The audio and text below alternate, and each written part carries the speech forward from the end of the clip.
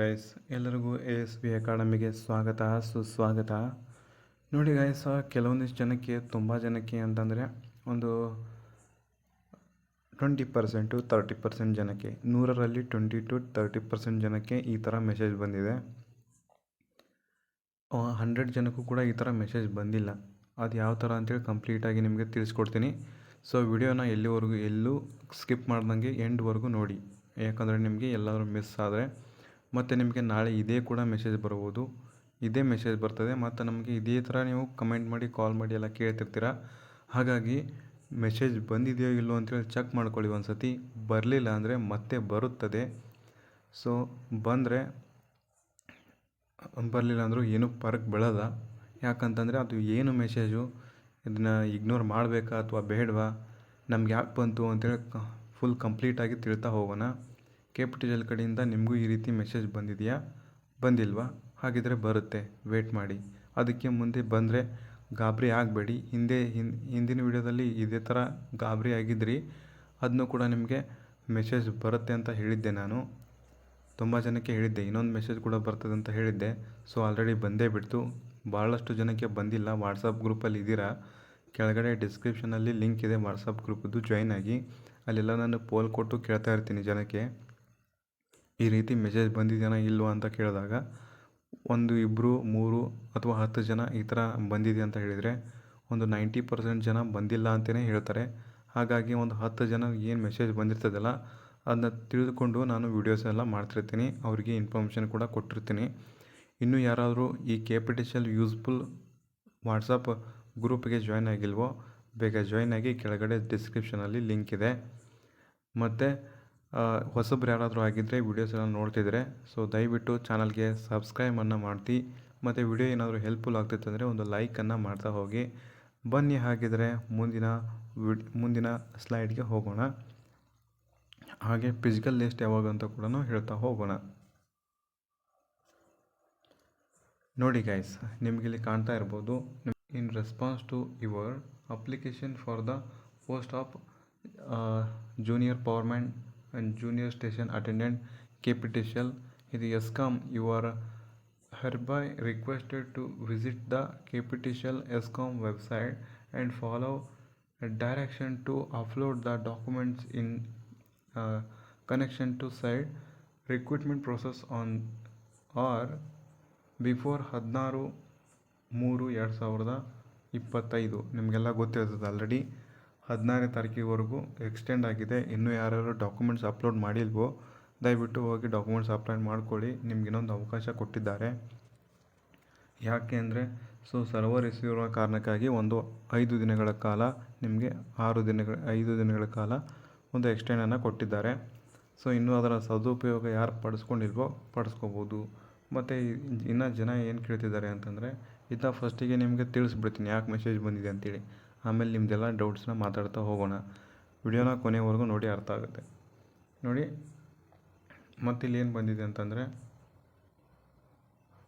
ನೋಡಿ, ಇಲ್ಲಿ ಈ ಥರ ಮೆಸೇಜ್ ಬಂದಿದೆ. 16ನೇ ತಾರೀಕಿನವರೆಗೂ ಅಪ್ಲೋಡ್ ಮಾಡಬೇಕಾಗಿ ಅಂಥೇಳಿ ಎಲ್ಲರಿಗೂ ಬಂದಿದೆ. ಸೊ ಸಪ್ರೇಟಾಗಿ ಯಾರಿಗೂ ಹೇಳೋಕ್ಕಾಗಲ್ಲ KPTCL ಅವ್ರಿಗೆ ಯಾರ್ದು ಅಪ್ಲೋಡ್ ಆಗಿದೆ ಯಾರ್ದು ಅಪ್ಲೋಡ್ ಇಲ್ಲ ಅಂಥೇಳಿ. ಎಲ್ಲರಿಗೂ ಕೂಡ ಅದೇ ಕೆಲಸ ಇರೋಂಗಿಲ್ಲ ಅವ್ರಿಗೆ. ಹಾಗಾಗಿ ಎಲ್ಲರಿಗೂ ಒಮ್ಮೆ ಕಳಿಸ್ಬಿಡ್ತಾರೆ. ಯಾರ್ಯಾರು ಇನ್ನೂ ಅಪ್ಲೋಡ್ ಮಾಡಿಲ್ವೋ ದಯವಿಟ್ಟು ಅಪ್ಲೋಡ್ ಮಾಡಿ, 16ನೇ ತಾರೀಕಿವರೆಗೂ ಎಕ್ಸ್ಟೆಂಡ್ ಇದೆ ಅಂಥೇಳಿ ಮೆಸೇಜ್ ಹಾಕಿರ್ತಾರೆ. ಹಾಗಿದ್ರೆ ನೀವು ಅಪ್ಲೋಡ್ ಮಾಡಿದರೆ ಯಾವುದೇ ರೀತಿ ತಲೆಯನ್ನು ಕೆಡಿಸ್ಕೋಬೇಡಿ.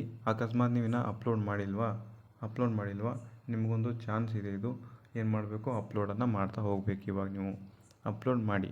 ಓಕೆ, ಎಷ್ಟನೇ ತಾರೀಕು? 16ನೇ ತಾರೀಕಿವರೆಗೂ ಲಾಸ್ಟ್ ಡೇಟ್ ಇದೆ.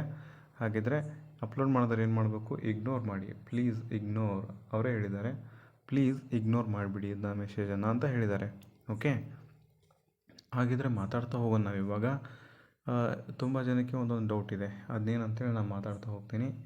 ಏನಂತಂದರೆ, ಸರ್ ನಾನು ಅಪ್ಲಿಕೇಶನ್ ಹಾಕುವಾಗ 10ನೇ ತಾರೀಕಿಗೆ ಲಾಸ್ಟ್ ಡೇಟ್ ಅಂತೇಳಿ ತಿಳ್ಕೊಂಡು, ಅಪ್ಲಿಕೇಶನ್ ಹಾಕುವಾಗ 10ನೇ ತಾರೀಕು ಲಾಸ್ಟ್ ಅಂತ ತಿಳ್ಕೊಂಡು ತುಂಬ ಗಡಿಬಿಡಿಯಲ್ಲಿ ಬೇರೆಯವ್ರ ಕಡೆ ಹಾಕಿಸ್ದೆ ಅಥವಾ ನಾನೇ ಗಡಿಬಿಡಿಯಲ್ಲಿ ಹಾಕಿದೆ ಅಂತ ಹೇಳಿದ್ರು. ಅಕಸ್ಮಾತ್ ನೀವು ಕರೆಕ್ಟಾಗಿ ನನ್ನ ಹತ್ರ ಬಂದಿದ್ದರೆ ನಾನು ಎಲ್ಲ ಹಾಕಿ ಕೊಡ್ತಿದ್ದೆ, ಬಟ್ ಬರಲಿಲ್ಲ. ಓಕೆ, ಗಡಿಬಿಡಿಯಲ್ಲಿ ಹಾಕೊಂಡ್ಬಿಟ್ರಿ. ಇವಾಗ ಕೆಲವೊಂದಿಷ್ಟು ತಪ್ಪಾಗಿದ್ದಾವೆ ನಿಮ್ಮ ಅಪ್ಲಿಕೇಶನ್ ಹಾಕಲ್ಲಿ, ಕೆಲವೊಂದಿಷ್ಟು ತಪ್ಪಾಗಿದ್ದಾವೆ. ತಪ್ಪಾಗಿರುವ ಕಾರಣಕ್ಕಾಗಿ ನನಗೆ ತುಂಬ ಜನ ಕಾಲ್ ಮಾಡಿ ಮೆಸೇಜ್ ಮಾಡಿ ಕೇಳ್ತಿದ್ದೀರಾ. 16ನೇ ತಾರೀಕಿವರೆಗೂ ಲಾಸ್ಟ್ ಡೇಟ್ ಕೊಟ್ಟಿದ್ದಾರೆ. ಹಾಗಿದ್ರೆ ನಂದು ಈ ಥರ ತಪ್ಪಾಗಿದೆ ಮತ್ತು ಈ ಥರ ತಪ್ಪಾಗಿದೆ, ನಾವು ತಿದ್ದುಪಡಿ ಮಾಡ್ಬೋದಾ, ನಾವು ಮತ್ತೆ ಅಪ್ಲಿಕೇಶನ್ ವಾಪಸ್ ಹಾಕ್ಬೋದಾ ಅಂತ ಕೇಳ್ತಿದ್ರಿ. ಸೊ ಗೈಸ್, ನಿಮ್ಗೊಂದು ಹೇಳೋಕ್ಕೆ ಇಷ್ಟಪಡ್ತೀನಿ, ಒಂದು ಸತಿ ಅಪ್ಲಿಕೇಶನ್ ಹಾಕಿದ್ರೆ ಮುಗೀತು, ಯಾವುದೇ ರೀತಿ ನಿಮಗೆ ವಾಪಸ್ ಅವಕಾಶ ಇರಲ್ಲ. ಹಾಗಿದ್ರೆ ನೀವೇನು ಮಾಡಬೇಕು ಇವಾಗ? ಏನೂ ಮಾಡೋಕ್ಕಾಗಂಗಿಲ್ಲ. ನೀವೇನು ಅಪ್ಲಿಕೇಶನ್ ಹಾಕಿರ್ತೀರಲ್ಲ ಅದು ಫೈನಲ್ ಪ್ರಿಂಟ್ ಬರ್ತದೆ. ಆ ಫೈನಲ್ ಪ್ರಿಂಟು ಯಾವ ರೀತಿ ಅಂತ ಹೇಳ್ತೀನಿ ನಿಮಗೆ. ಫೈನಲ್ ಸೈನ್ ಆಗಿರ್ತದೆ. ಈ ರೀತಿ ಕ್ವಶನ್ ಮಾರ್ಕ್ ಬಿದ್ದಿರುತ್ತೆ.